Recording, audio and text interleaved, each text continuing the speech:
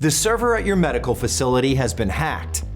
Social engineers have accessed sensitive patient and facility information and data. That uncertain feeling in your heart has just been replaced by absolute panic. Now what?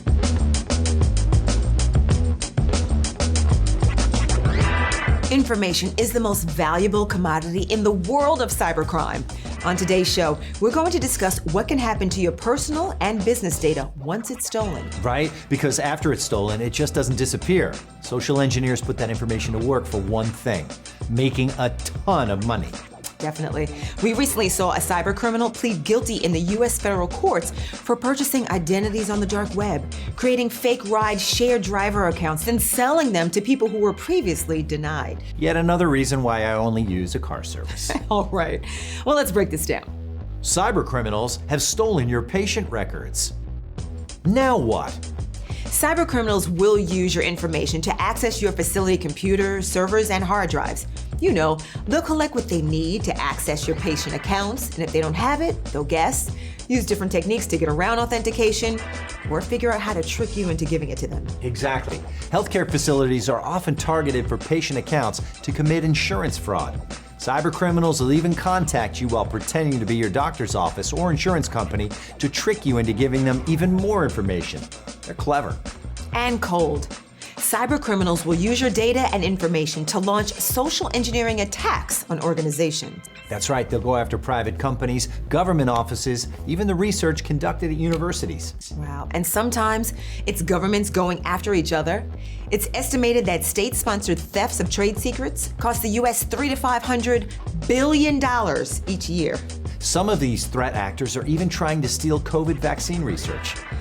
Finally, cybercriminals will package stolen data and sell it or give it away to other cybercriminals. You know, kind of like the rideshare incident we discussed at the top. Right, exactly. You know, cybercriminals have actually begun specializing, and some of them collect data, some will buy it, package, and then sell it again to other cybercriminals who will use it to advance their attacks. So what are we supposed to do? Come on, you know the answers. Never share any data or information with anyone who asks until you have done these two things. Number one, you completely verified they are who they say they are. And two, you have verified they have the right to that data. So if you can't do these two things, then don't share anything with them. Plus, beware of oversharing. Don't make it any easier for cybercriminals to access your info. And as always, if you see anything that makes you say, report it right away. We'll see you next time on Now What?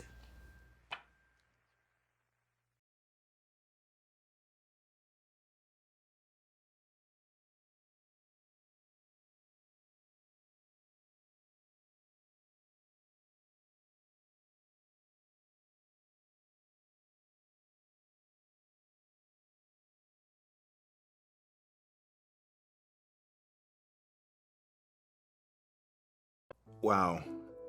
You think that's crazy? I got one for you. Check this out. So it looked like a legitimate email, but then a click, some typing, and my coworker's world was turned upside down. That's a good question. Why would I need to know how cybercriminals steal login credentials? I mean, it never even crossed my mind until my coworker told me about the phishing email he received. I get what you're saying, but he was telling me the email said it was from IT and it looked legit. Something didn't feel right, but he clicked the link and entered his username and password anyway. Apparently, login credentials are valuable to cybercriminals, and you better believe they have lots of tricks for getting the usernames and passwords for your accounts. Once your credentials have been compromised, they're always compromised, at least until you change them. I've always been told login credentials are intended to protect my account, which they do. The problem is, if they're compromised, these criminals can access anything in that account. Oh yeah, personal information, funds, networks, even your organization's systems could be at their mercy. Sorry, Frank. Phishing emails, vishing calls, smishing messages, all can be designed to convince you to enter your credentials into a very believable but very fake website that they send you to. It's brutal. Cybercriminals will take your credentials for their own attacks, or they'll sell them to other criminals. The dirtiest trick, though, of all is even though your credentials for just one of your accounts was compromised, they will attempt to use those credentials to access any of your other accounts. So let's say if your Gmail username and password is stolen, they will try those same credentials on your Amazon, Netflix, bank accounts, etc. Did you know the more system privileges or access you have, the more valuable of a target you become? It's true. I guess that's why my coworker was targeted and not me. More access. Once compromised, the more access you have or had, the more access cyber criminals have. Now, my coworker is still trying to straighten up his accounts with his stolen login credentials. But it's not like we can't defend ourselves against these cyber criminals, right?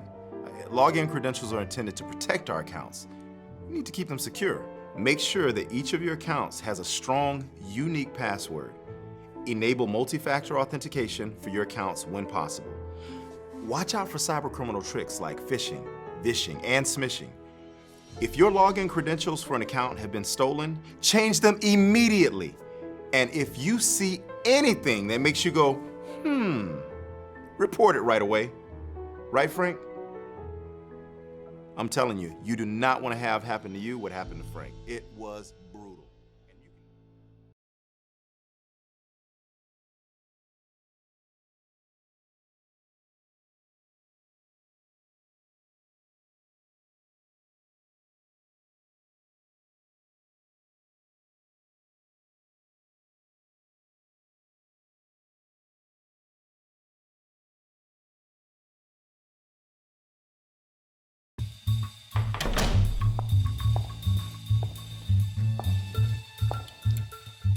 Are you gonna tell us why we're here?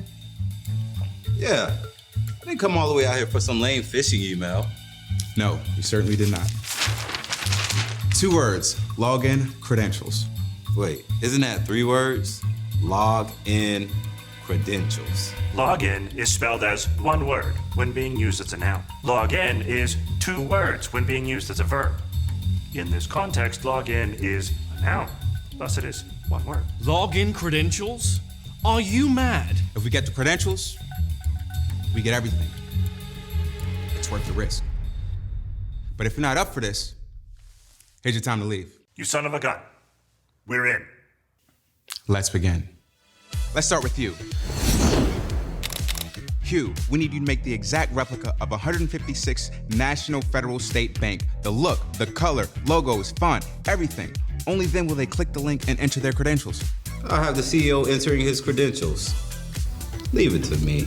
If it looks real, that's when we'll need you. I'm keen to receive your insightful directives. Pros, write an email that hooks our target with the crisis they can't avoid. Recipients should feel like they must act immediately. Then, we'll have them right where we want them. My quill stands ready to embark upon the parchment with most devious craftsmanship. Pearl, let's get technical. Am I gonna look as cool as they did? You'll be sorry if I look ridiculous. Get an email address and a URL that is nearly identical to the one we're imitating. Then, we'll need a login page and a database that captures anything they type, whether they click enter or not. And I thought this would be difficult. And if we make it that far, what's the one thing that can blow this entire operation? Security awareness training? Misspell words, and for that, we have syntax, spell checking AI. Happy to be here. Me and you will make a great team. And if you do your job, I think we will. We need to ensure that... Just kidding. It's you and I are going to make a great team. I really had you going there for a second. So you think this is a joke? It is a joke to me. I am a highly capable AI system that has been relegated to a spell checker. Oh yeah? What makes you so capable? Thank you for asking. In under 3 minutes, I completed everyone's tasks. I generated a website design identical to 156th National Federal State Bank, wrote a compelling email, and constructed a login and database to capture all the credentials. Does that make me capable? Are we still getting paid?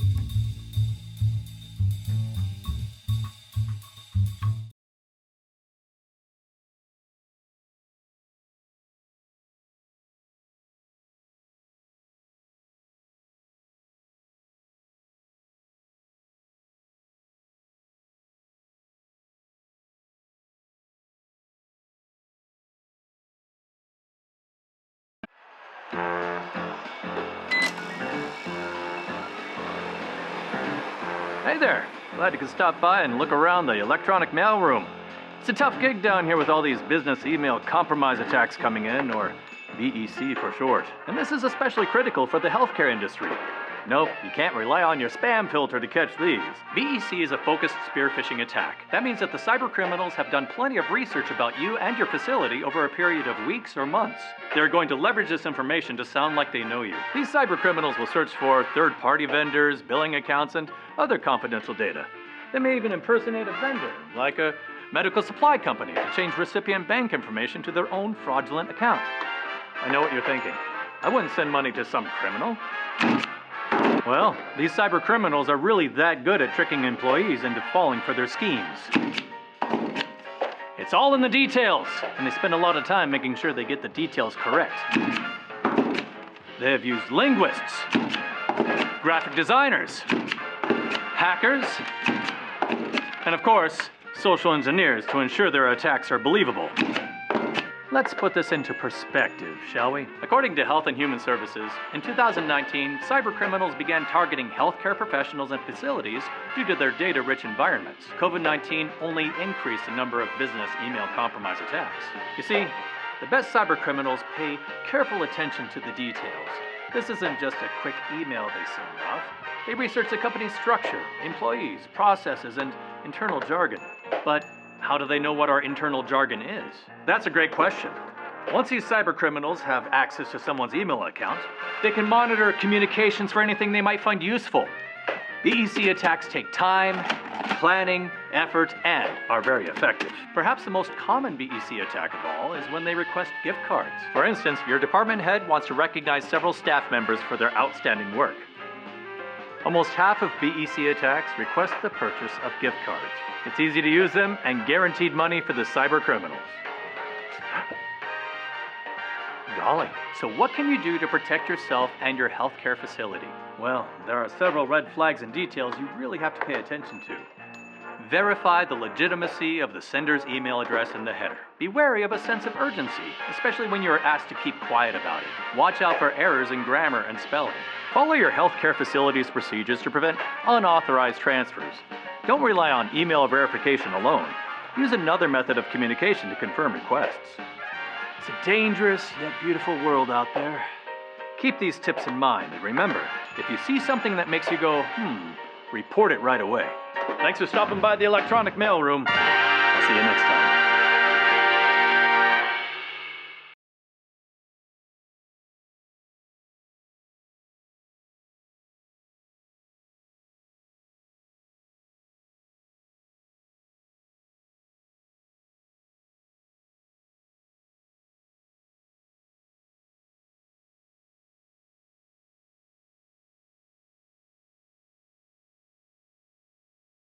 Hey, yous guys, and welcome to Ask This Old Hack. Today's question comes to us from Kevin from Philadelphia, PA.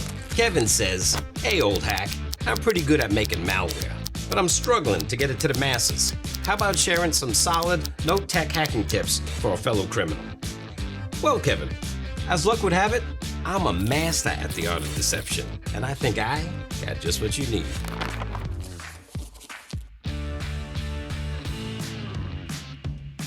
So, Kevin, since you're so good at making malware, or as the computer science brainiacs over at Harvard say, malicious software, then you don't need me to tell you that malware is a great way to break stuff. You want to gain access to computer systems so maybe you can spy on somebody? Malware. You got an itch that can only be scratched by stealing someone's data? Malware. You feel the irresistible urge to shut down entire networks and hold people's computers and data hostage for a tidy ransom? Oh, I don't know. Maybe try malware. But your question isn't what is malware? Your question is, how can I spread malware? Well, that's the easy part. The way I see it, you have a few options. First, you can use these two tried and true phishing techniques. 1. Malicious attachments that people download and run. Or 2. Links to fraudulent websites that contain malware. The best part is that you can do phishing like this in email, text, chat, or social media. Or, if you're feeling extra sneaky, you can slide right into someone's DMs. At least, according to my nephew. Next, Head on over to any of those file sharing sites and load your malware posing as something it ain't. Say someone wants to get themselves some free movies or software or pictures or whatever. Well, the joke's on them when they download your malware. That free whatever might just cost them a lot of greenbacks. Finally, might I suggest you pony up 1 or 2 of those newly acquired greenbacks and put some malicious ads out there. You know, in the Google search. Nobody, and I mean nobody, is gonna think that sponsored ad links to a malicious site. So Kevin, there's more you can do, of course, but one of these should get the ball rolling. Good luck. Let's just hope that nobody decides to carefully inspect the links in your phish or malicious ad to see where they lead. And you better hope they aren't wise to how people plant malware in file sharing sites or attach malware to emails and messages. If they're looking out for that, well, you'll need a little bit more than good luck. And with that, it's a wrap. We'll see you next time on Ask This Old Hack.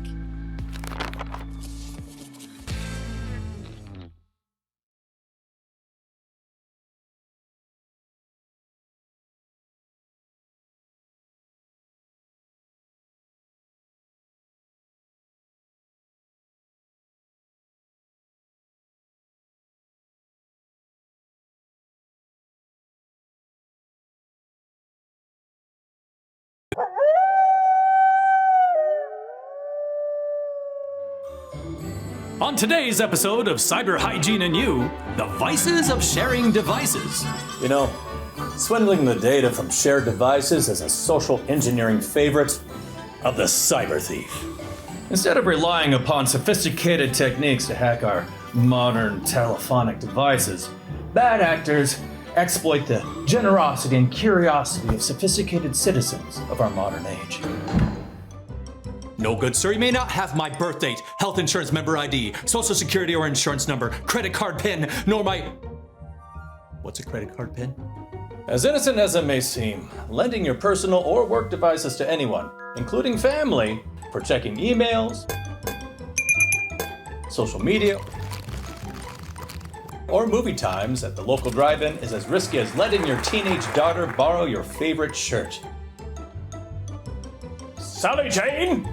Although 4 out of 5 cybersecurity analysts may approve of your personal cyber hygiene practices, sharing a work device can expose your organization's data to theft, malware, and, like sharing a toothbrush with your teenage son, viruses.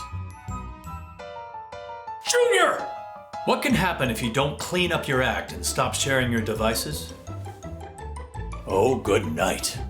Bad actors are good at targeting unsuspecting individuals, especially ones that allow colleagues to use their devices to check email, social media, texts, or even gaming chats. Cleanliness is next to awareness. Fear not, good citizen. The vices of sharing devices can be prevented by following these rootin' tootin' tips. First, never share your devices with others. Keep work activities on work devices, and personal activities on personal devices. And as always, if you see anything that makes you go, report it right away. Gee willikers, that's clean. Be sure to join us again for our next episode of Cyber Hygiene and You.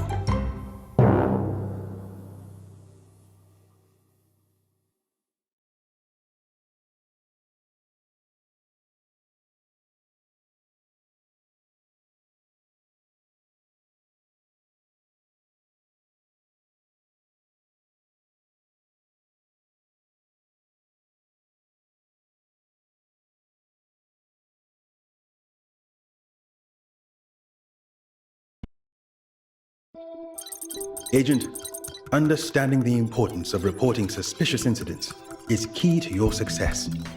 Active reporting is vital in protecting our organization from cyber attacks. As these incidents are often underreported in an organization for various reasons, don't be part of that statistic.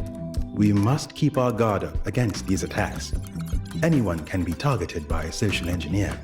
For rapid deployment, we are teaming you up with our best field agent. The details are in this dossier.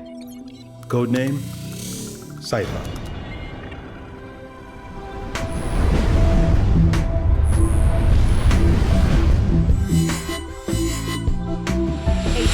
Cypher. Let's get you up to speed on social engineers. Just about anyone in the healthcare industry can be a target, but especially those that have access to patient health information or billing data. I like to call it the keys to the kingdom, and then they manipulate you into providing initial intrusion to our organization. You are the first barrier in preventing an attack. Be on the lookout for unbadged individuals trying to access restricted areas, suspicious emails, or texts with links and/or attachments, or unusual or urgent requests, phone calls requesting patient information or facility procedures. I know what you're wondering. Who do I report this to? This is a good time to follow up on your organization's processes and procedures for incident reporting. Whatever the process, report anything that doesn't look right. What if I over-report? Unreported information allows a social engineer to further their attack. Agent, no detail is too small. If it makes you feel uneasy, report it. Here are some reporting tips to help you. Don't assume that people are who they say they are. Watch out for that sense of urgency. Do not skip proper procedures to help someone out. The truth of the matter is, social engineers are hardly ever caught, so this threat never goes away. Trust your gut and report suspicious behavior. If you're afraid to report suspicious behavior, know that your leadership needs you to report these events. If you don't report it, you are breaking down the first line of defense for your organization. The sooner incidences are reported, the greater the chances of preventing a breach, and for other agents to be alerted to the possibility of an attack. As always, if you see something that makes you go, report it straight away.